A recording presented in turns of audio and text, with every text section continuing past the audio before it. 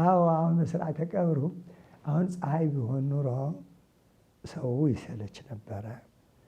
አሁን በጣም ኃይለኛ ቢሆን ኑሮ ደግሞ ሰው ይሸሽ ነበረ። የከተማ ሰው ዝናብ አይወድም።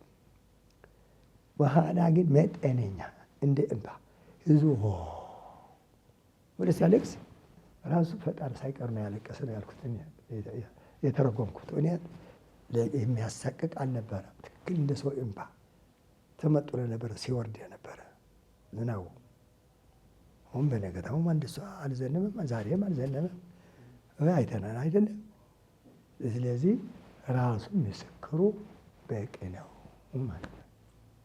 ለማን እንደዚህ ተደርጎ ያውቃል? ማን ጳጳስ ቢሞት ባለስልጣን ቢሆን አንድ ቦታ እንደዚህ የተደረገ ነገር አለ? አልታየም። ዓለም ከተፈጠረ ጀምሮ እኮ ምንም ራሱ መሰከረለት ተግባሩ ማለት ነው። ህዝቡ ደግሞ በጣም እኔ እንዴት እንደወደድኩ በጣም ያሪስጠው ተብሎ እነዚህ የአእላፍ መላእክት የአእላፍ ዝማሬ የሚባለው እነኮ የሚመስል አንደኛው ያነጭ መልበሱ በጣም እሺ ብሎ ሰው ከቤተሰብ ጭምር እንደዚህ ማድረጉ በጣም ሰው በጣም ነው። ይሄ ህልም ነው የሚመስል እንጂ በእኔ አንድ ቤት ተነግሮ የሚያልቅ አይደለም። ወይ ራሱ ዝናቡ እኮ ምልክት ነው። ደግሞ አንድ ምልክት ሰው ጻድቅ ሰው ምልክት ይሰጠዋል ይላል። እናቴ እንዴት ሆኑ ብለው አንድ አባት እናቶ ሞቱ ተብለው ሲነገሩ ጸድቀዋል አልጸደቁም ብለው ጠየቁ። እኛ የምናውቃለን መጽደቃቸው አይደለም። ፀሐይ ቆይቶ ከሆነ እሳቸው ሲሞት ወይ ዝናብ ይዘንባል፣ ዝናብ አስቸግረው ከሆነ ደግሞ ወይ ፀሐይ ይውላል። ምልክት ስጡና አሉ። ዝናብ አጥተን ነበረ፣ ፀሐይ ነበረ። እሳቸው ሲሞት ግን ዝናብ ዘንበዋል ሲባል እናቴ ጸድቀዋል አሉ ይባላል። አሁን መጀመሪያ እኔ ግሸን 89 ዓመተ ምህረት መጣሁና አንድ ሴት አባዬ እባክዎ ለመምህር ዘላለም ጸልዩ አለችኝ። እኔ አላውቀውም ነበረ። ምን የሆነ ሰው ነው አልኳት።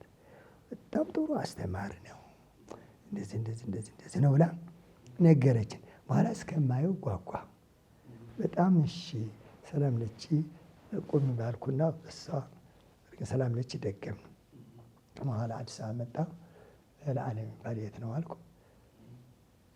እንድ ጭርቆስ ቤተክርስቲያን ያስተምር መጥቶ በጆሮዬን ሰማሁ፣ ገረመኝ። ሂጄ ሰላም አልኩት። አታውቀኝም? እኔም አላውቅም፣ ግን አንድ ሴት እንደዚህ ብላ ስታመሰግንህ ስለሰማሁ እድሜ ጤና ይቀጥልልህ አልኩት። ትክክልም በጣም ትህትና አለው። በኋላ አንድ ቦታ ወርቅ ሰፈር የሚባል ያን ጊዜ አስተምረው ሲሄዱ ለታክስ ብለው የሚሰጥ ብር ነበረ። አስገድደው ወጪ ስለሆነ ምንም ማድረግ አንችልም ብለው አስገድደው እንዲቀበል አደረጉት። ብር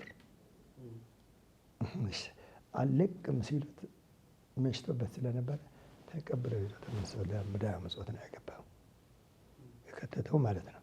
ወርቅ ሰፈር ታች ማርያም አለች። ያው ሁሉ ቦታውም እንደዚህ እንደማይቀበል በጣም በዚህም ተደነቅኩ ማለት ነው። በኋላም ያው ትምህርቱም በዘረኝነትም አያነሳም፣ ማንም ሰውም አይነቅፍም። መጽሐፍ ብቻ አሁን የሚያስተምረው የተወለጅ ነው የተማረ ይመስለኛል። ሁሉ ነገር የታዘብኩት ነገር ስላለ በኋላማ በጣም እየተከታተልኩ ሲሄድ በኋላ ግን በጣም ወይ ሰው ለካ አይታጣም ብዬ ብዙ ነገር የምናውቃቸው ሰዎች ስለነበሩ እድሜ ጤና ይስጠው ብዬ ጠየቅኩ። ምስትም እንዳላገባ ሁሉ ነገር ነበረ እና አሁን ይሄ ሁሉ ነገር አንስቶ ባለፈው እሁድ ላፍቶ ሚካኤል ነበርኩ። አንድ ሰውዬ በሚዲያ ሰምተው ነው ያው አስተዳደሩ የሚካኤል ሲናገር ደነገጥኩ። እንደዚህ ብሎ አንድ ነገር ወይ በሰው በአንድ ነገር ነው የመሰለኝ። በጣም ደነገጥኩ። ደግሞ ጥሩ ሰው ሞቶም ስለጸድቀን እረፍቱም ነው። ምን ለኛ ነው የቀረብኝ? ያገለገለው ቀን አገለገለ። በቃ አንዳንድ ሰዎች ዝም ብሎ ወረበ ላይ ነበር። በመቃወም በድሬን ፈጸምኩ። እንደዚህ ተቀድዬ እንደዚህ እንደ ብሎ በመቃብሩ ዘፋኝ የነበረም ሳይቀር ዝም ብሎ ይጻፋል። እንዴት ይሆናል? እንደዚህ ነውር ነው እኮ እያልኩ አይሸወድም። ለምንድን ነው አሁን እውነት የሚባል እንደዚህ ነው። አሁን እኔ በእኔ ሀገር ራሱ ጥቁር አይለበስም ባህሉ ከድሮው ጥቁር ሰው ሞተ ተብሎ ጥቁር አይለበስም። እኔ ደግሞ ጥቁር አልለበስኩም። ያውም ጥምጥሜን ሁሉ እንዳለ ነው ያዋልኩት ትክክል እንደ ክብረ በዓል ማለት ነው። በኋላ ያም ጊዜም ድግስ ነበረ ወደ 30,000 የፈጀ ማር ተበጥብጦ ከዚህም ቀበሬው ከመቀሌውም ከሁሉ ያልመጣ አልነበረም። እኔ ለ4ኛ እረፍት ነው ከአዲስ አበባ ነው በአየር የሄድኩት። እዚሁ ሆኜ ነው የሰማሁት። የሆነውን አንዳንድ ነገር ራእይም አይቼ ነበረ። እየደወልኩላቸው እየደወልኩ ያም አንድ ሴት አባ እንደዚህ ደውሎ አያውቁ ናፍቀው ነው ካልሆንም ለምን ቤቱ አይሄዱም ያለችንም ነበረ። በኋላ እኮ መጣች እሷም ይሄ ነገር ከሰማች ወደ እኔ ሀገር መጣ። 1-2 ሳምንት ቆይታለች። ወደዚህ 49 የሚባል ነው ቤቷ እና እሱ እረፍት ነው የሚባል እንጂ ሞት አይባልም። እግዚአብሔር ደግሞ አያዳላም። ይኸው በራሱ ኢየሱስ ክርስቶስ እኮ 33 ዓመቱ ነው የሞተው። ያው አይሁድ ሰቅለው ነው የገደሉት በመቀኝነት በቅንዓት ማለት ነው። አግዕዎ በቅንዓት ነው። እመቤታችን ደግሞ ይኸው አላረፈችም 63 ዓመቷ ነው። ስለዚህ አሁን 60,000 መስጠት ይችል ነበር አምላክ። ይህ ግን ከንቱ ስለሆነ እንዳልኩ ይህ መኖር እና አፄ ናኦድ እባክሽን ብለው ሞት ልጄ ሆይ የነቢያት እንደተፈጸመ ለካ ሰው ከከኝ ብልም ሰው አትንካ ብለው ነው እኮ ሞት የለመኑ 8,000 ሊገባ ሲል ነው እኮ ነሐሴ ያረፉ። ነሐሴ 4 ደግሞ የወላ ያልኩህን የተሰወሩ እነ መዝባዕ አውሃ ለንግሥተ አዜብ ሐናፄ መዝባዕ መዝባዑ የንግሥተ አዜብ አባት ነው። በወርቅ የቆረቆሩ ከተማ ይባላል። ያዩ ሰዎችንማ በደርግ ጊዜ ወሰድኳቸው። ከዚህ ከአዲስ አበባ ተገልጾላቸዋል በሱባኤ። ድሮ ይኸው ወርቅ በኢትዮጵያ እንደ ጠጠር፣ እህል እንደ አፈር፣ ማርና ቅቤ እንደ ጭቃ፣ ወተት እንደ ውሃ ነበረ። እኔም ውሃው ወተት ሲፈስ አይቻለሁ። ከብት እየጠበቅን የሚጠጣው ታጥቦት ወደ ከብቶች እንሰጠው ነበር ወተቱ ማለት ነው። ስለዚህ ይቺ ሀገር የተቀደሰች የተባረከች በዚህ በአርታዕለ በአፋር አፌር የሚባል እጹብ ድንቅ ወርቅ እንዳለ ፈረንጆች ያውቃሉ። ህዝቡን በእርስ በርሱ አባልተው ቦታው ይፈልጉታል። የእነሱ ያለፈበት በቃ የተበላበት ስለሆነ ሁሉ ነገር አየሩም የተበከለ መሆኑ ስለማውቀው ይህን አየሩ ሁሉ በቃ እንዴት ያለ ከሰውነት የሚስማማ በሙቀትም ይሁን በብርድም ይሁን የተለየ መሆኑ እኛ በነፃ ስለሰጠን ፈጣሪ ምንም አሁን በእኔ ሀገር እንደዚህ ብሎ ለንፋስ የምቋት የእንትን የሚባል የምንከስረው ነገር የለም። ስለዚህ አሁን ይኸው መምህር ዘላለም አይተናል። እንጃ ግሸንም እንዲህ ያለ ህዝብ ሲሰበሰብ አላየሁም። ዛሬም አቦ ነበረ። ትክክል የእሱ ቀብር ነበረ የሚበዛው ህዝቡ። እኔ መጥቼ ነበርኩ ቀብሩ። ስለዚህ ራሳችን እኛ ያ የቀረ ነው ይህ ደግ ሰው የወሰደ እግዚአብሔር ምንድን ነው መጨረሻችን ብለን ለእኛ ለራሳችን ነው ያዘን እንጂ እሱማ ድሮም ቅዱስ ጳውሎስ እንዳለው በዚህ ዓለም እኔ የሞትኩ ነኝ፣ ዓለምን በእኔ የሞተች ናት ብሎ የለ። ስለዚህ ድሮም ምን ክንምንም ወይም ደግሞ በዚህ ላጌጥ ወይም በዚህ እንደዚህ ላደርግ የሚል ጊዜውም አልነበረውም። እስቲ ሁሉ አንዱ ወደዚህ ይወስደዋል፣ አንድ ነው እስከ ውጭ ሀገር ባሪያው ሰውነቱ በሙሉ እንደ ሻማ ተቃጥሎ የእግዚአብሔር ቃል የጋለ ነው ይላል። የእግዚአብሔር ቃል የጋለ ነው እሳትን ይቆርጣል ይላል። ስለዚህ ሰውነት ያቃጥላል የእግዚአብሔር ቃል። እሱም ለእግዚአብሔር ቃል ስለሆነ ጻድቅም ነው ሰማዕትም ነው። በአሁን ጊዜ አይ እያለ ዘረኝነት የሚናገር ሰው እኮ ከሰማ መስቀል የያዘ ሰው እንዴት ዘረኝነት ይናገራል ብሎ አንድ ሰው ነገሮኛል። ኢየሩሳሌም ሄደው አንዳንድ ነገር ቃላት አንስተው ብሎ አለን ብሎ ነገሮኛል አንድ ሰው። ስለዚህ አሁን ይሄ ትልቅ እድል ነው። እሱ ግን ትልቅ እድል ስለሆነ ይኸው አረፈ የሚባለው እንደ ጻድቃን እንደ ሰማዕታት ስለሆነ እንደ ሐዋርያት ስለሆነ በአሁኑ ጊዜ በ8ኛ ሺህ ጊዜ ተጠብቆ እንዲህ ሰው የወደደው አንዳንድ ነገር የፖለቲካው ነገር ሳይገባ ደሞዝም ሳይቀበል በቤተ ክርስቲያን በጣም የሚገርም ነገር ዝም ብሎ እንዲህ ዓለም ሆኖ ባይታወቅ ማለት ነው። ቤት እኮ ራሱን ሊያሰሩት ብለው ነበረ። ጉበት እንደዚህ እንዲሰጥ ፈልግ ይቅር ምን ያደርግልኛል ያለ ሰው ስለሆነ የእሱ እንደሱ ብሎ ደግሞ እግዚአብሔር መቼም ይተካልን አይታጥም። ለእሱ ትምህርት ነው የሆነ ለሁሉ ሰው ትምህርት ነው። ጥሩ ሰው የስራ እንደዚህ ያስመሰግናል እንዲህ ብሎ ሰው እኮ ከሞተ በኋላ ነው ፍሬ የሚያፈራ። በቅንዓት መንፈሳዊ በዚህ እሱ አይተው የሚቀኑ የተባረኩ ልጆች ይተካልን ነው የምለው። ደግሞ ተባለ እኮ ሙሴ ሰለሞን ቤተ ክርስቲያኑ ሲያስመርቅ ዝናብ ዘንቦ አያውቅም ነበረ። እንደዚህ ብሎ ሲጸልይ ለክብረ ብሎ ካፍ ያካፋ ይላል።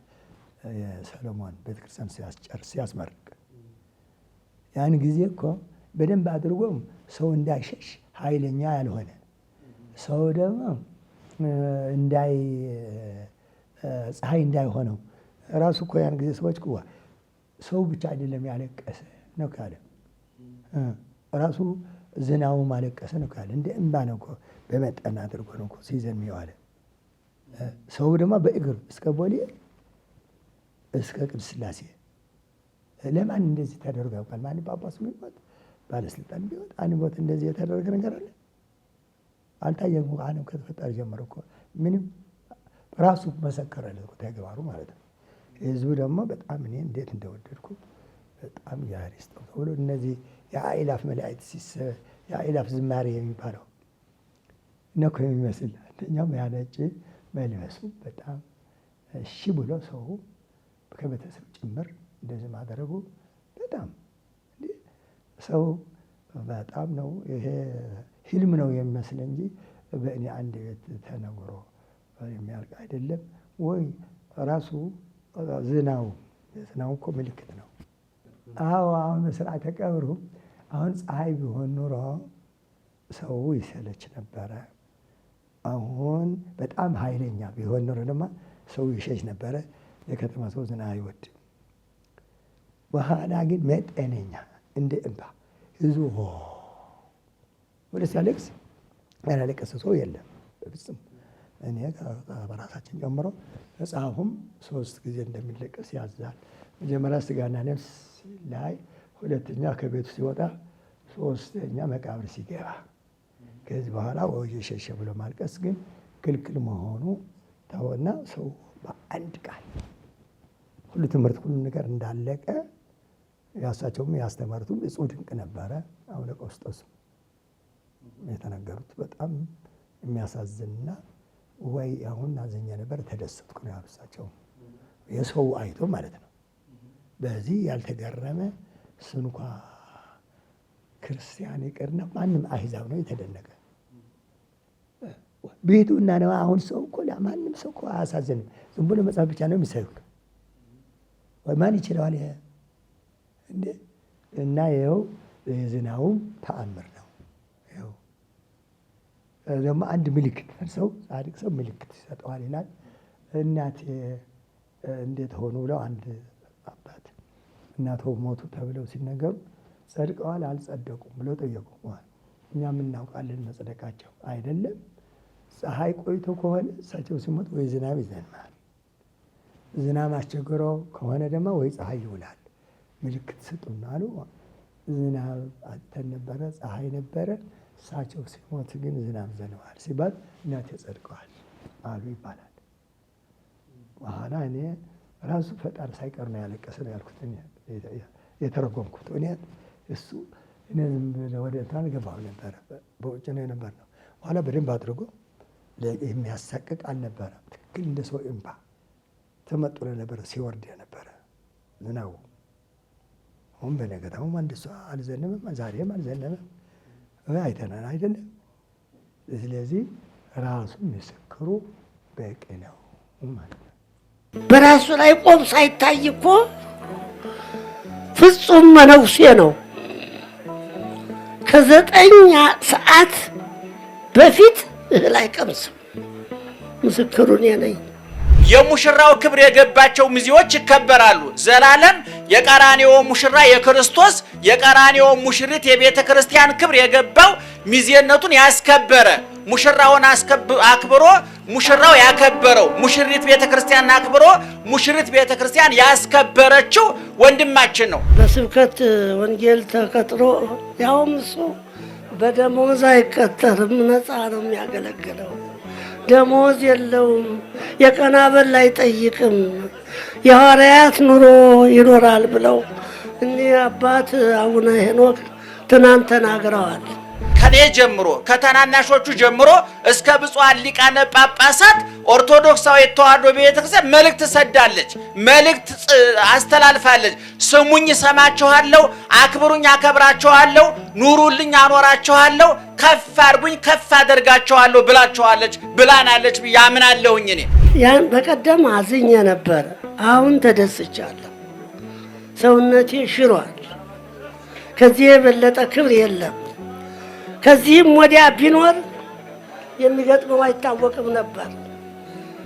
19 ዓመት ኖሯል። በ49 ዓመቱ ይህን የመሰለ ክብር አግኝቷል። በጣም ደስ የሚል ሽኝት ነው የተደረገለት።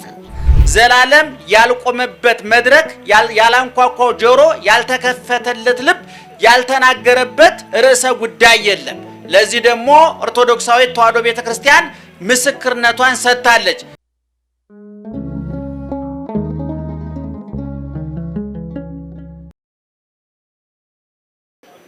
እኔም ደርሶኛል፣ አብረን ታይተናል።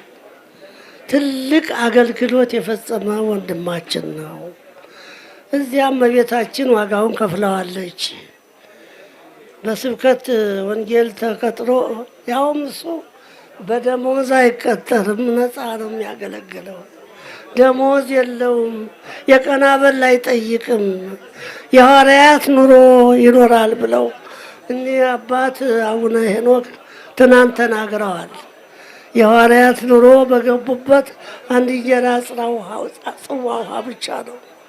ያንን ኑሮ ነው የኖረው ይሄ ልጅ። አዎ በጣም ተወዳጅ።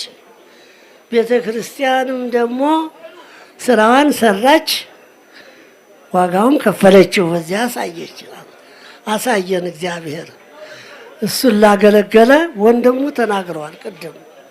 እሱን ላገለገለ በግልጽ ዋጋውን ይከፍለዋል። እግዚአብሔር ቸር ነው፣ መሐሪ ይቅር ባይ ነው። ልጃችን አንጀቱን አስሮ ነበረ ያገለገለው። በእውነት እኔ አሁን ያን በቀደም አዝኜ ነበር፣ አሁን ተደስቻለሁ። ሰውነቴ ሽሯል። ከዚህ የበለጠ ክብር የለም። ከዚህም ወዲያ ቢኖር የሚገጥመው አይታወቅም ነበር። 19 ዓመት ኖሯል። በ49 ዓመቱ ይህን የመሰለ ክብር አግኝቷል። በጣም ደስ የሚል ሽኝት ነው የተደረገለት። በሰማይም እንዲሁ መላእክት በደስታ ይቀበሉት። ልጃችን ያማረ በሰመረ ሐዋርያ ነው። እኔ አሁን ማስተማር ጊዜ ስለሌለ ነው። ብዙ ነበረኝ ስለሱ፣ ብዙ የምናገረው ነበረኝ ስለሱ። በራሱ ላይ ቆብ ሳይታይ እኮ ፍጹም መነኩሴ ነው። ከ9 ሰዓት በፊት እህል አይቀምስም። ምስክሩ እኔ ነኝ። ባይታዊ ነው። በከተማ የሚኖር ባይታዊ ነው። ሰው ያላወቀው እግዚአብሔር የሚያውቀው ባይታዊ ነው። ይኸውና እግዚአብሔር እንዲህ በግልጽ አሳመረላት። ክብር ምስጋና ለእግዚአብሔር ይሁን። ከአራቱ ማዕዘን የመጣችሁ የደከማችሁ ዋጋችሁን ይክፈላችሁ። ተባረኩ። እግዚአብሔር ከእናንተ ጋር ይሁን። ብፁዓን አበው ሊቃነ ጳጳሳትም ደክመው ብዙ አገልግሎት ፈጽመውለታል። ፍቅራቸውን ገልጸውለታል። ከአራቱ ማዕዘን የመጣችሁ ልጆችም በሚገባ አገልግሎት ፈጽማቸዋል። የአገልግሎታቸውን ዋጋ እግዚአብሔር ይክፈላቸው። ተባረኩ። እግዚአብሔር በረድኤቱ አይለየን፣ ከዳግም ሐዘን ይሰውረን። እንደ መምህር ዘላለም ያለ እውነተኛ መምህር ይተካልን፣ ለቤተ ክርስቲያናችን ይተካላት። ከዳግም ሐዘን ይሰውረን፣ መዓቱን በምሕረት ቁጣውን በትዕግስት ይመልስልን። መጽሐፈ ሲራክ ምዕራፍ 1 ቁጥር 13 ላይ እንዲህ የሚል ቃል ተጽፏል። ለፈራሄ እግዚአብሔር ይሴኒ ደሃሪቱ ወይባርክ ወይትባረክ አመ ዕለተ ሞቱ። ይባርክ ቢል እያመሰገነ ይሞታል፣ ይትባረክ ቢል በሞቱ ጊዜ ይመረቃል፣ ይከበራል። እግዚአብሔርን የሚፈራ ሰው መጨረሻው ያምራል ይላል ሲራክ በመጽሐፉ። ቅድም የመምህር ዘላለም ወንድም መምህር ዳንኤል የተናገሩት በትክክል ሰምታችሁ ከሆነ አጭር ምጥን በጣም አስተማሪ ንግግር ተናግረዋል። ሁሉም ተናግረዋል። የእሳቸውን ሀሳብ ስለወሰድኩ ነው።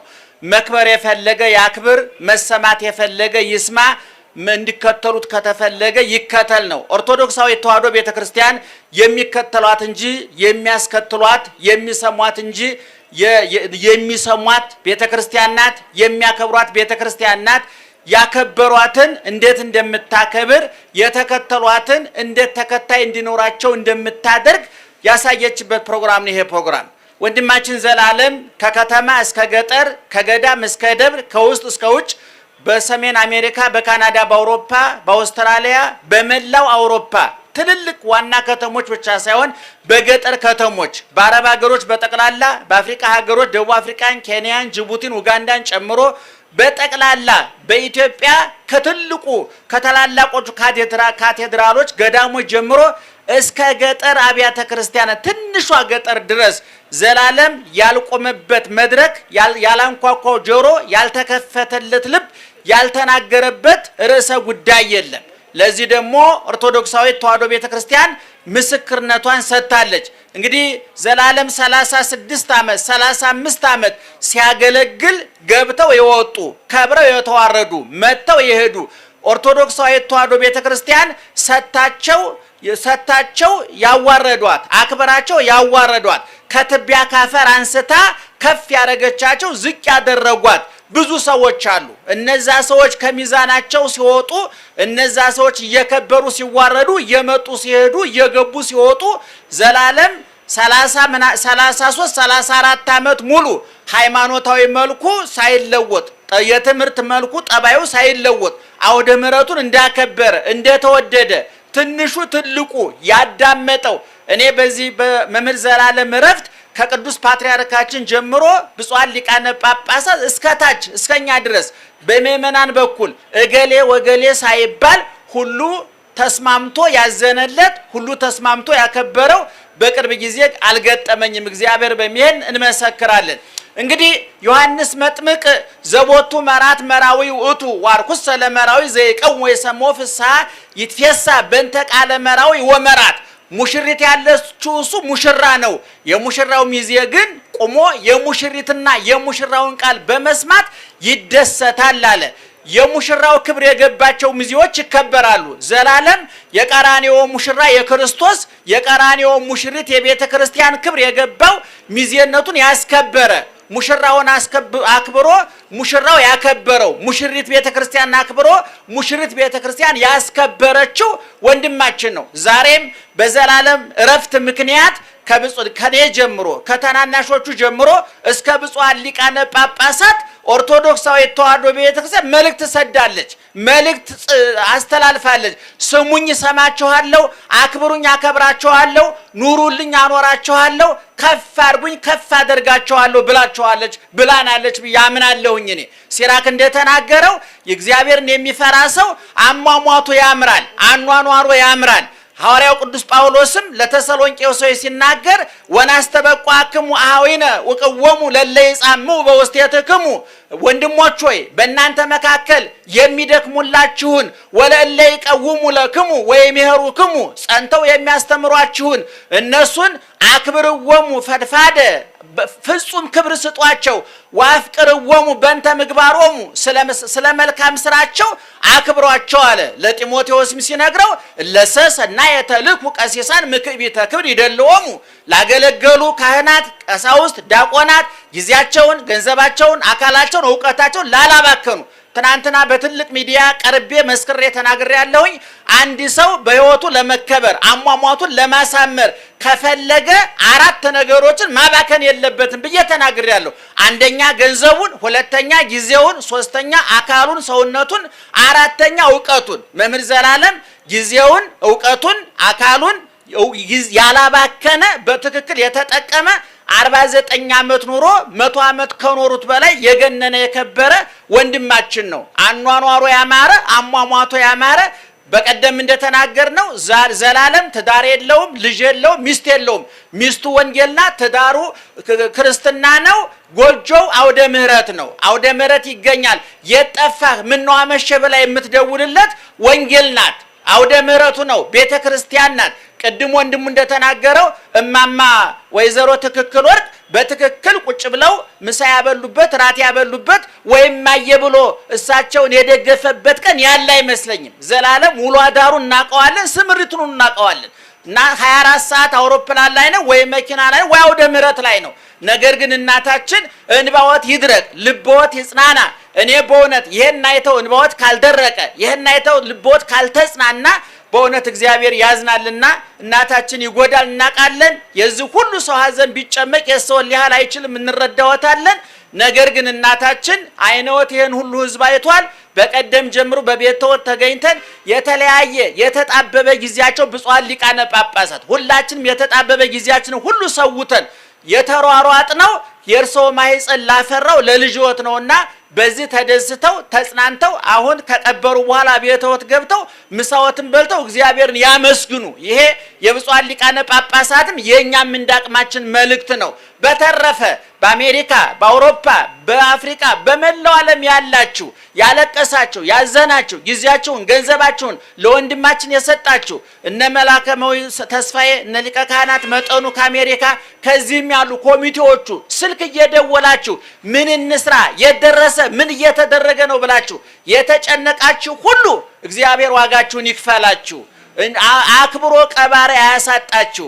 በእውነት ቅድም እንደተነገረው ኦርቶዶክሳዊ ተዋሕዶ ቤተክርስቲያን ከላይም ከታችም እንደገና ዳቦ እሳት በነደደባት ዓለም ጦሩን ስሎ ሰይፉን ጦሩን አሽሎ ሰይፉን ስሎ ዓለማዊ መሳሪያዎችን ሁሉ አቀባብሎ ለበቀል በተነሳበት ወቅት እንዲህ አይነቱን አዝማች ጀነራል ማጣት ትልቅ ሞት ነው። ነገር ግን የዘላለም አምላክ ከኛ ጋር ነውና በድል አድራጊነት እናሸንፋለን፣ ድል እናደርጋለን። ጨለማው ይገፈፋል፣ በብርሃን ይተካል። ሐዘኑ ይገፈፋል፣ በደስታ ይተካል። በዝማሬ በምስጋና አፋችን የሚሞላበት ሐዘኑ ተረስቶ ደስታ የሚተካበት ለቅሶ ቁሞ ሳቅ የሚተካበት የደስታ ዘመን ይመጣል ብለን ተስፋ እናደርጋለን። የወንድማችንን ነፍስ ከአብርሃም ከይስሐቅ ከያዕቆብ ጎን ስላሳረፈልን እግዚአብሔር እናመሰግናለን። ሰሞኑን በቤቱ እናታችን የምናጽናናበት ጊዜ መደበኛውን ትምህርት እናስተምራለን። አሁን ጊዜያችን ስለሄደ ቦታውን ለመጠቀም ያህል ነው። በበኩሌ ጨርሻለሁ። ብፁዓን ሊቃነ ጳጳሳት ስላከበራችሁን ያክብርልን። ምእመናን ስላከበራችሁን ያክብርልን። አሁንም በድጋሜ ለእናቱ ለወንድሞቹ ለመምህር አድነው ለመምህር ተዋበ ለሌሎቻችሁም በአካል ለማናቃችሁ እውነተኛውን አጽናኝ መልአክ ይላክላችሁ። እንባችሁን ያብስ፣ ልባችሁን ያጽናና፣ ጉድለታችሁን ይሙላ። በጎናችሁ እግዚአብሔር ይቁምላችሁ። እግዚአብሔር ይስጥልኝ። የማላታር ቅዱስ ሚካኤል በጅምር ላይ ያለ በከተማ የነበሩትን ዋና ዋና ፓስተሮች አስተምሮ በማስጠመቅ አዳራሻቸውን አፍርሰው ቆርቆሮውን በማምጣት እንዲሰራ አስጀምሯል። በጦርነት ለተፈናቀሉና ለተጎዱ ለ2591 ሰዎች በጠቅላላው 7,773,000 ብር ድጋፍ አድርጓል። ከስልጤ ዞን ከቅበት ከተማ በክርስትናቸው ምክንያት ከቤት ንብረታቸው ለተፈናቀሉ ለ288 ሰዎች በድምሩ 576,000 ብር ድጋፍ አድርጓል። መምህር ዘላለም ወንድሙ ስመ ጥምቀቱ ወልደ ሰማዕት ሐምሌ 28 ቀን 2010 ዓ.ም በጅጅጋ በደረሰው ችግር የተጎዱትን ለማጽናናት በስፍራው ጉባኤ በማዘጋጀት ማህበረ ምዕመናንን ከማጽናናቱ በተጨማሪ ሰዎችን በማስተባበር ከ1,500,000 ብር በላይ በማሰባሰብ በወቅቱ ለተጎዱ የሀገረ ስብከቱ ማህበረ ካህናት ድጋፍ እንዲያገኙ በመርዳት የቤተ ክርስቲያን ልጅነቱን አሳይቷል። እስከ አፋር በረሃ፣ እስከ ደቡብ ኦሞ የጂንካ ጫካዎችና እስከ አሜሪካ በመላው አውሮፓና መካከለኛው ምስራቅ አድማሳት ድረስ ወንጌልን በኃይልና በሚስጥር እንዲያስተምር ጉልበት የሆነው የ12ኛ ክፍል ውጤቱ ለከፍተኛ ኮሌጅ ቢያበቃውም እርሱ ግን የእግዚአብሔር መንግስት ቀድማለች ብሎ ራሱን ለቤተ ክርስቲያን አገልግሎት አሳልፎ ሰጠ።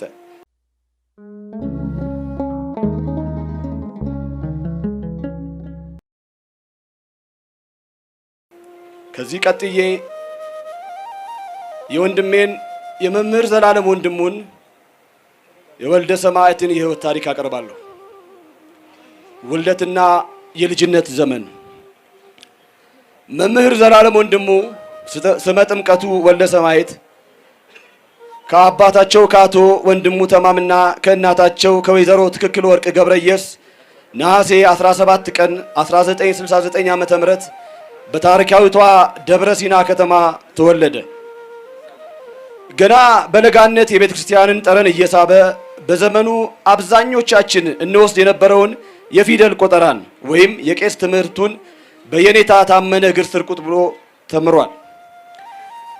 የትምህርት ጉብዝናና የቅንነት መገለጫ በትምህርቱ እጅግ ብሩህ የነበረው መምህር ዘላለም በሰበታ ከተማ በነበረው የትምህርት ቆይታው ሁልጊዜም ከአንደኝነት አይወርድም።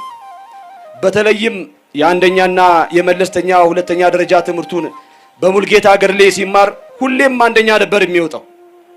በተለይም በስድስተኛና በስምንተኛ ክፍል የሚኒስትሪ ፈተናዎች 100% በማምጣት አስደናቂ ውጤት አስመዝግቧል። የሚገርመው ግን ዕውቀቱ ለራሱ ብቻ አልነበረም። ለሂሳብ ትምህርት የነበረው ልዩ ተሰጥኦ መምህራኑ በማይኖርበት ጊዜ እርሱ መምህር ሆኖ ጓደኞቹን ሁሉ ያስተምር ነበር። ይህ ሌሎችን የማብቃት መልካም ባህሪው ገና በልጅነቱ አብሮት ያደገ ጸጋው ነበር። የቅዱሳን በረከትና የመንፈሳዊ ብስለት ምንጭ መምህር ዘላለም ወንድሙ በዘመናዊ ትምህርቱ ውጤታማና አንደኛ ሆኖ እንዲወጣ ያደረገው ሚስጥር በሰበታ ከተማ በሚገኘው በታዋቂው ጌቴሴማኒ ቤተ ደናግል ጠባባት የእናቶች ገዳም ያገኘው የጸጋ በረከት ነው። ይህ ገዳም ለመምህር ዘላለም የእውቀቱ ብቻ ሳይሆን የቅድስናና የጥበብ ምንጭ ነበረ። የወንጌል ጡት የጠባባት ስፍራ መምህር ዘላለም ገና በልጅነቱ ከኩዮቹ ተለይቶ በዚህ ገዳም ስር የወንጌል ትምህርቱን እየቀሰመ አድጓል። በቅዱሳት መጻሕፍትና በስብከተ ወንጌል ትምህርት አንደበቱ የረታ ሚስጥር የሚዘረዝርና ልብን የሚነካ አገልጋይ ሆኖ የወጣው በዚህ በቅዱሳን እናቶች ጸሎት በታጀበ ገዳም ውስጥ በነበረው ጥልቅ መንፈሳዊ ልምምድ ነው። የሁለት ዓለማት ጥበብ መምህር ዘላለም በዘመናዊ ትምህርት ቤት የነበረውን ስኬት ከመንፈሳዊ ሕይወቱ ጋር እጅግ በሚያስደንቅ ሁኔታ አጣጥሞት ነበር። ከትምህርት ቤት መልስና በዓላትን ጠብቆ ወደ ገዳም በመሄድ ቅዱሳት መጻሕፍትን በመመርመር ያሳልፍ ነበር። ለብዙዎቻችን ከባድ የሆነውና የማይመረመረው መጽሐፍ ቅዱስ ለመምህር ዘላለም ግን እንደ ውዳሴ ማርያም በየዕለቱ የሚደገም በልቡ የተጻፈና በቃሉ የያዘው መዝሙሩ ነበር። ይህ የመጽሐፍ ቅዱስ ጥናቱና ጸሎቱ ነው በሰበታና በሄደበት ሁሉ አንደበቱ እንደ ማር የሚጣፍጥ ቃሉ እንደ ሰይፍ የሚቆርጥና እንደ ቅቤ የሚለሰልስ እንዲሆን ያደረገው። በዚህ ገዳም ውስጥ ያሳለፈው ጊዜ መምህር ዘላለምን ገና በልጅነቱ የበሰለ አድርጎታል። በጌቴሴማኒ ቤተ ደናግል ጠባባት በሰንበት ትምህርት ቤት ሲያገለግል ሲማርና ሲጸልይ የቆየው ዘላለም ለኢትዮጵያ ኦርቶዶክስ ተዋሕዶ ቤተክርስቲያን ብርቅዬ እንቁ ሆኖ የተበረከተው ከዚሁ እቶን ውስጥ ተኩሎ በመውጣቱ ነው። ይህ በልጅነት የቀሰመው የወንጌል ፍቅር ነው በኋላ ላይ እስከ አፋር በረሃ፣ እስከ ደቡብ ኦሞ የጂንካ ጫካዎችና እስከ አሜሪካ በመላው አውሮፓና መካከለኛው ምስራቅ አድማሳት ድረስ ወንጌልን በኃይልና በሚስጥር እንዲያስተምር ጉልበት የሆነው። ከአግሮ ኢንዱስትሪ ቴክኒካል እስከ ወንጌል አገልግሎት ዘላለም የከፍተኛ ሁለተኛ ደረጃ ትምህርቱን በሰበታ አጠቃላይ ሁለተኛ ደረጃ ትምህርት ቤት የተማረ ሲሆን ባገኘው የላቀ ውጤትም ወደ ወሊሶ አግሮ ቴክኒካል ስኩል በመግባት ከ1983 እስከ 1985 የ3 ዓመት የሙያ ትምህርት በመማር በኤሌክትሪሲቲ በዲፕሎማ ቢመረቅም የልቡ ጥሪ ግን የያዘው የሰው ልጅ በወንጌል ኤሌክትሪክ ማብራት ነበር። በወሊሶ ቆይታው ከብፁዕ አቡነ ዲዮስቆሮስ የቀድሞ አባ ወልደ ትንሣኤ ግዛው እግር ስር ሆኖ በሰንበት ትምህርት ቤት አገልግሎቱን ጀመረ። የ12ኛ ክፍል ውጤቱ ለከፍተኛ ኮሌጅ ቢያበቃውም እርሱ ግን የእግዚአብሔር መንግስት ትቀድማለች ብሎ ራሱን ለቤተ ክርስቲያን አገልግሎት አሳልፎ ሰጠ። ብፁዓን ሊቃነ ጳጳሳት፣ የገዳማት አድባራት አባቶች የሚሰጡትን ምስክርነት ሳያካትት ካከናወናቸው ዋና ዋና ስራዎች በጣም እጅግ በጣም ባጭሩ ደቡብ ኦሞ ገጠራማ ስፍራዎች መምህር ዘላለም ወንድሙ ጥምቀቱ ወልደ ሰማዕት የከተማ አገልጋይ ብቻ አልነበረም። በደቡብ ኦሞ ገጠራማ ስፍራዎች ቃለ ወንጌልን በማስተማር ካበረከተው መንፈሳዊ አገልግሎት በተጨማሪ አንደኛ ለማሌ ብሔረሰብ የማሌ ቅዱስ በዓለ ወልድ ቤተክርስቲያንን፣ ሁለተኛ ለሰሜን አሪ ብሔረሰብ የዘፍቲ ቅዱስ ሚካኤል ቤተክርስቲያንን፣ ሶስተኛ ለአሪ ብሔረሰብ የሰልማ ቅድስት ኪዳነ ምሕረት ቤተክርስቲያንን፣ አራተኛ ለበና ጸማይ ብሔረሰብ የሙቃጫ ቅዱስ ሚካኤል ቤተክርስቲያንን፣ አምስተኛ የማላታር ቅዱስ ሚካኤል በጅምር ላይ ያለ በከተማ የነበሩትን ዋና ዋና ፓስተሮች አስተምሮ በማስጠመቅ አዳራሻቸውን አፍርሰው ቆርቆሮውን በማምጣት እንዲሰራ አስጀምሯል።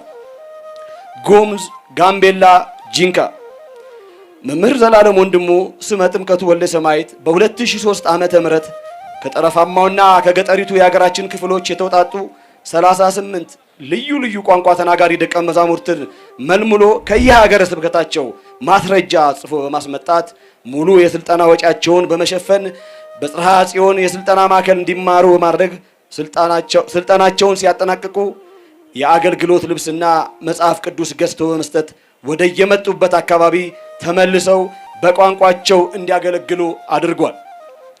ጅጅጋ መምህር ዘላለም ወንድሙ ስመ ጥምቀቱ ወልደ ሰማዕት ሐምሌ 28 ቀን 2010 ዓ.ም በጅጅጋ በደረሰው ችግር የተጎዱትን ለማጽናናት በስፍራው ጉባኤ በማዘጋጀት ማህበረ ምዕመናንን ከማጽናናቱ በተጨማሪ ሰዎችን በማስተባበር ከ1,500,000 ብር በላይ በማሰባሰብ በወቅቱ ለተጎዱ የሀገረ ስብከቱ ማህበረ ካህናት ድጋፍ እንዲያገኙ በመርዳት የቤተ ክርስቲያን ልጅነቱን አሳይቷል።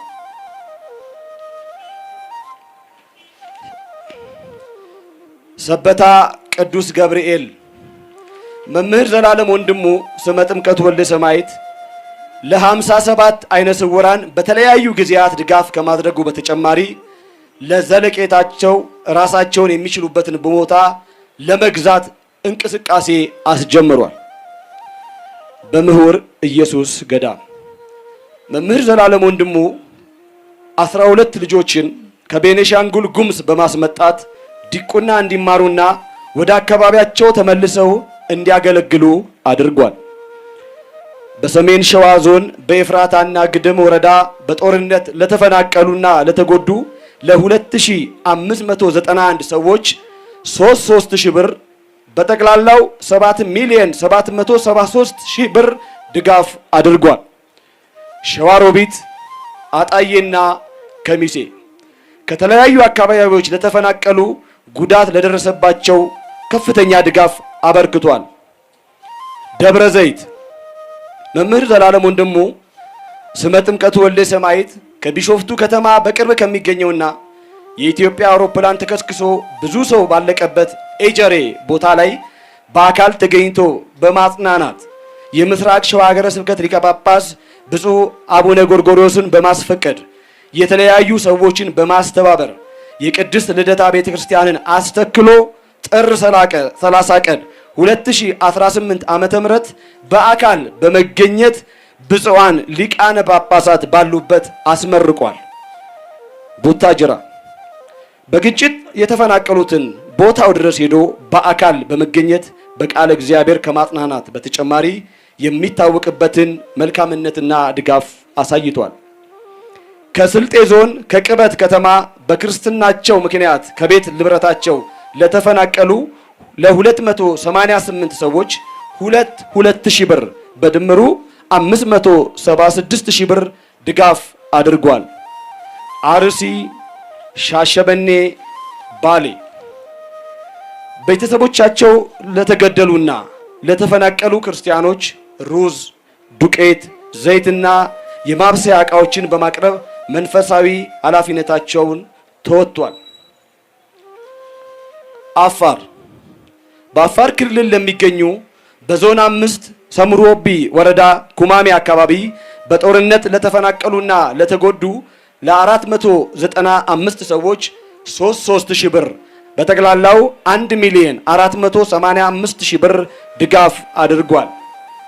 2 ስሙን ማሩ በማለት የሚጠሩት የአፋር ሀገረ ስብከት ሊቀ ጳጳስና የቅዱስ ሲኖዶስ አባል ብፁዕ አቡነ ዮናስ በስማቸው በአዋሽ አርባ ለተቋቋመው አረጋውያን የጡረታ ማዕከል የቦርድ ሰብሳቢ በመሆንና በኃላፊነት በማገልገል ዓመታዊ የምገባ እገዛ አድርጓል።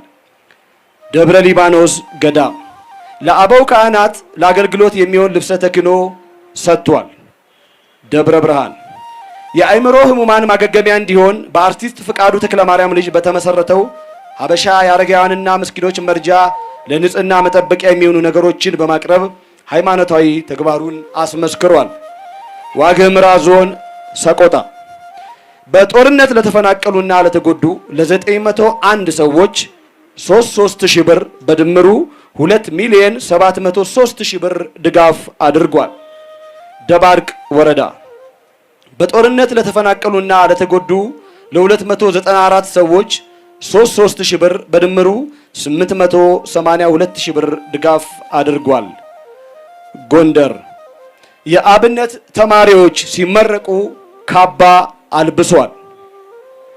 አዲስ አበባ አንደኛ የዲዲያ መንፈሳዊ ማህበር እሁድ ከ5 እስከ 7 ሰዓት በቃለ እግዚአብሔር በሃይማኖት በምግባር እንዲጸኑ እንዲያድጉና እንዲበረቱ ከማስተማር በተጨማሪ ወላጆቻቸውን በሞት ላጡና ለችግር የተጋለጡ ልጆችን በማስተማር ራሳቸውን እንዲችሉ ድጋፍ አድርጓል። በአዲስ አበባ ማረሚያ ቤቶች ለሚገኙ እስረኞች ለዳግም ትንሣኤ የምግብ ድጋፍ አድርጓል። ሁለተኛ የዲዲያ የህፃናት መርጃ የዲዲያ የህፃናት መርጃ ድርጅት በመምህር ዘላለም ወንድሙ መስራችነትና አስተባባሪነት በበጎ አድራጎት የተሰማራ ሀገር በቀል ድርጅት ሲሆን ድርጅቱ ያለ ሃይማኖት፣ ያለ ዘር፣ ያለ ቋንቋ ልዩነት ወገናዊ ድጋፍ በማድረግ የሚታወቅ ድርጅት ነው። በዲዲያ የህፃናት መርጃ ድጋፍ ለሚደረግላቸው ልጆች ከ2008 እስከ 2018 ባሉት ለ12 ዓመታት ከ2650 በላይ ለሆኑ ልጆች ከ15 ሚሊዮን ብር በላይ ወጪ በማድረግ ወገናዊ ድጋፉን በማድረግ ላይ የሚገኝ ሀገር በቀል ድርጅት ሲሆን በአሁኑ ወቅት 200 ልጆችን በመርዳት ላይ ይገኛል። ሶስተኛ በአዲስ አበባ ዙሪያ በዝቅተኛ ኑሮ ለተቸገሩ 1000 ሰዎች 3000 ብር 30000 ብር ድጋፍ አድርጓል። በየሳምንቱ አራተኛ ነው ይሄ ረቡዕና አርብ የሚደረግ የምሳ ምገባ ሀ ቂርቆስ 80 ልጆችን ለሳሪስ አቦ 148 ልጆችን ሐመራዋ የካ ሚካኤል 72 ልጆችን በአጠቃላይ ለ300 አቅመ ደካሞች ረቡዕና አርብ የምሳ ምገባ ድጋፍ አድርጓል። 5 ሽንቁሩ ቅዱስ ሚካኤል ለሚገኙ ጸበልተኞች ዘይትና ዱቄት ድጋፍ አድርጓል። 6ኛ ወንጌለ ዘላለም ከተባለው የዩቲዩብ ቻናላቸው ወይም ቻናሉ ከሚገኘው ገቢ ግቢ ገብርኤል የወደቁትን አንሱ እንጦጦ ማርያም ለሚገኙ አቅመ ደካሞች በበዓለ በራቅሊጦስ የዘይትና ዱቄት ድጋፍ አድርጓል። መምህር ዘላለም ወንድሙ ስመ ጥምቀቱ ወልደ ሰማዕት ለአገልግሎት በሄዱበት በሀገር አሜሪካ ባጋጠማቸው ድንገተኛ ሕመም የካቲት 28 ቀን 2018 ዓመተ ምህረት በተወለዱ በ49 ዓመታቸው ከዚህ ዓለም ድካም አርፈዋል። የመምህር ዘላለም ወንድሙ ስመ ጥምቀቱ ወልደ ሰማዕትን ነፍስ በቅንነት በታማኝነት ያገለገሉት አምላክ ካገለገሉት መካከል ከአብርሃም በይስሐቅ በያዕቆብ እቅፍ ያኑርልን። ለኦርቶዶክሳዊ ተዋሕዶ ቤተክርስቲያን ለኛ ለቤተሰቦቹ ለወዳጅ ዘመዶቹ ሁሉ ፈጣሪ መጽናናትን ያድልልን።